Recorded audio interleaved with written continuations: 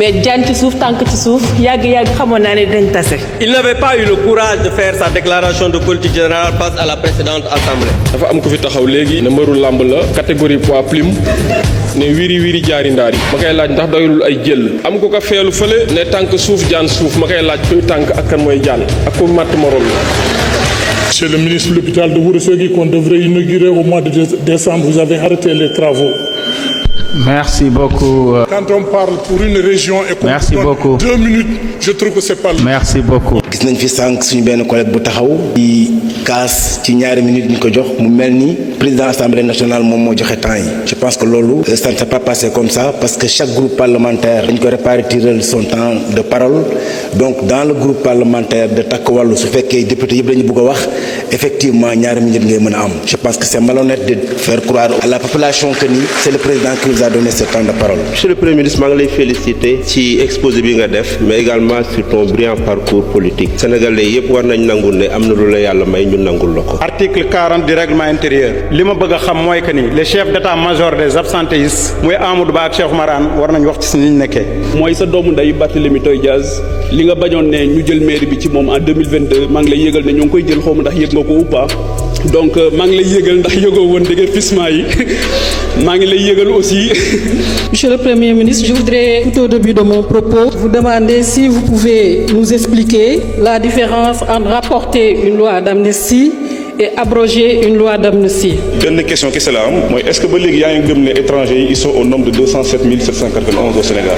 Monsieur le Premier ministre ma bëgg a xam ñun jigéen ñi luñ la def. En date du 9 avril 2024 où il est indiqué que la jeunesse, l'éducation, la formation, l'entrepreneuriat et l'emploi des jeunes et des femmes figurent en tête des priorités de l'action gouvernementale donc kooku doon wax ne dañoo fàtte famille maa ngi koy delloo ci conseil du ministre du 9 avril 2024. Et les Sénégalais n'en peuvent plus de visionner vos voix quotidiens qui leur prouvent que vous êtes un homme qui ne nous a pas dit la vérité par rapport à la situation du pays et des finances publiques. lii chanteur bi doon wax picc ndoo bi njaay ramato bi da ciy naawandoo rek waaye xam nga ne majorité écrasante bi ramato suppléant boobu da ciy naawandoo rek. xam nga nit moom bu dëngee ba mel ni garabu yoo wala mu raw garabu yoo da nga koy jox ñaari sonkomul ñetti jóg joomaay silim bàyyi ko mu dem yoonam.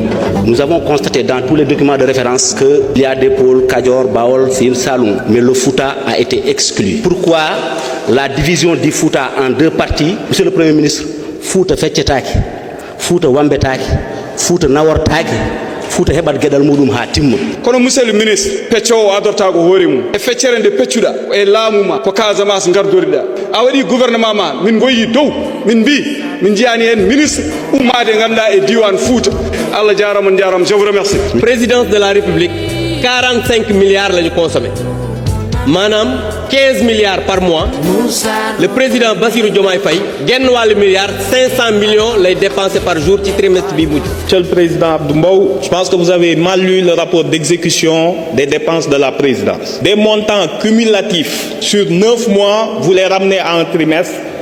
De là, vous faites l'erreur fatale de convertir 15 milliards divisé par jour et ça vous donne 500 millions. Je vous rappelle que c'est sur 9 mois. Sénégalais nag foog naa ni dañ naan jommi amul heure. Dans la mare de la honte, seules les toutes petites souris arrivent à survivre. Sëñ Baye Jaxate doon wax naan ku noot gaynde ak mëfër dàq ñay mu dem du soowoo ki bëy li ñu dal ci yow moo leen dal ci ñëw rek mooy dañ laa fan rek.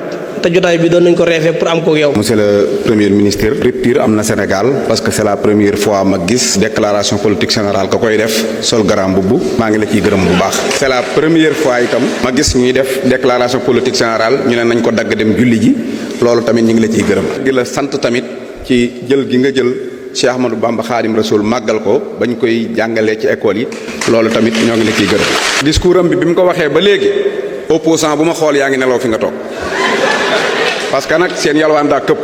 15 ans impôts et domaines 15 francs sàccoo ko ñooñu mënuñu la bëgg. Mais je voudrais vous dire que le discours de politique générale que nous avons entendu ici est une déclamation de votre projet. Ce projet, nous le connaissons. Le projet Sénégal 2050, nous le connaissons. L'agenda national de développement qui est ici, nous l'avons lu et nous l'avons attentivement lu. il contient beaucoup de promesses, mais il contient beaucoup de lacunes. On en a évoqué quelques-unes, on aura l'occasion d'aller dans le fond de ces lacunes. si weer yee ci ginnaaw ñoom ñoo bëggoon fixer élection yi ñu indi ko décembre 2024 suñu sañoon élection yi du am tey am na koo xam ne ku fi jóge léegi moo fi indi woon loi d'amnistie moo doon avocat bi defaan fi loi d'amnistie te nee nga di nga ko dindi moo tax seen gémmiñ toj na moo tax du ñu wax jàmm jërëjëf. jërëjëf honorable député. C'est un constat. Aucun député ici présent, qu'il soit de la majorité ou de l'opposition, n'a remis en question ses orientations et la déclinaison des politiques publiques pour les 5 prochaines années. Aucun. Puisqu'on parle de rapport à la vérité, qu'est-ce qu'il y a de plus malsain en termes de rapport à la vérité que de mentir à tout son peuple, de mentir aux partenaires internationaux, en leur cachant les véritables chiffres pour pouvoir continuer à endetter le Sénégal et ce qui nous met aujourd'hui dans la situation fâcheuse dans laquelle on se trouve. Il y a des gens qui devraient avoir honte de parler. Les responsables de cette situation, ils sont là, dans cette salle. Vous les sentez perdus. Vous savez, quand on n'a pas grand-chose à dire, il faut dire gongo, c'est bon. Ça fait partie de la grandeur. Comme savent le faire mes amis les avocats, simplement, monsieur le ministre, je n'ai rien à vous dire, tout est bon. Je n'ai peur d'aucun député. J'ai été député ici à l'Assemblée nationale, où vous étiez 127 et j'étais seul. Je vous avais assuré que vous ne censurerez jamais et que vous serez censuré. yaay mel na ñu liw de te di ngeen yàgg liw nag waaye fu ngeen mujjee du kat appui de waaye biir bi ngeen moo lay fas ci suuf. Il faut apprendre de vos erreurs et revenir à la raison. suñu gaz gii ñu am BP ne leen seet leen ñaata ngeen ci soxla ngeen wax ma ñu ne non ñun soxlawuñ ci dara duñ ko weddi ñun soxlawuñ ci dara dañuy xaar yaakaar teranga yaakaar ñoom seen lépp yaakaar nañu bàyyi di politiquer région ak waaso fii ñun ñëpp fu tànke lañu nañu bàyyi wax yooyu amul njëriñ yooyu c'est des détails affaire pôle yi c'est de la désinformation il faut arrêter ça vous ne rendez pas service au Fouta le Fouta est partie intégrante du Sénégal benn la Wolof séeréer Joola keneen ak kenn ñun ñëpp benn lañu la question des femmes lu musuta am on a alloué 20% des intrants aux femmes agriculteurs madame la ministre créé na temps yële benn structure boo xam ne uniquement c'est pour l'encadrement des femmes et leur leadership madame Diack. Honorables députés, les femmes du Sénégal sont très conscientes. Vous avez été à 2 élections. Si les femmes avaient voté pour vous, vous serez présidente de la République. On m'a posé une question sur l'amnistie. La différence entre abroger et rapporter. On ne rapporte pas une loi. Ça, il y a un autre terme beaucoup plus approprié. Mais rapporter n'efface pas totalement la loi, mais peut en changer un certain nombre d'aspects, soit en rajoutant ou en diminuant. N'est-ce pas, monsieur le ministre de la Justice? Je voudrais savoir, est-ce que lui, il a d'autres statistiques ak fan la ko jëlee? Parce que doone damaa dox rek gis étranger kon étranger yi di léegi 50% réew mi ñoom la. mun nañ la utal rendez-vous nga dem ANSD. mun naa la ko utal demain. recensement bi mooy 5e recensement général de la population et de l'habitat. La méthode n'est peut-être pas complète parce que le système est déclaratif. Mais système boobu moo ñu jox ne ñun 18 millions lañu. que ñun réewu ay tukkikat lañu su ma juumul yow monsieur Sarr mos ngaa émigré te gis ngeen li xew barki démb réew mu mel ni Guinée ak Sierra Leone te lan moo ko andi mooy ñii jàpp nañ ni seeni waa réew dañ leen a néewal doole fële ñoom ñi jóg attaqué ñi le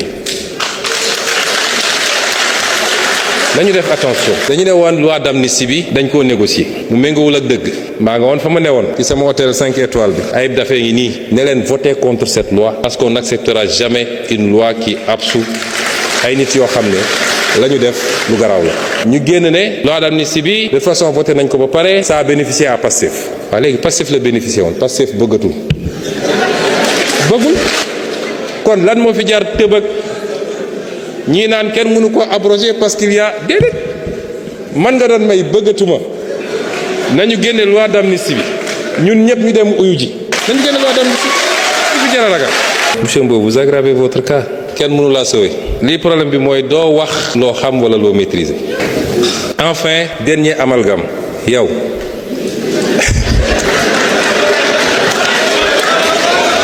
ñun nag dañoo gëm ancienne législature bi ci lañ lay wan ne c'est la première vraie législature de l'histoire de notre pays.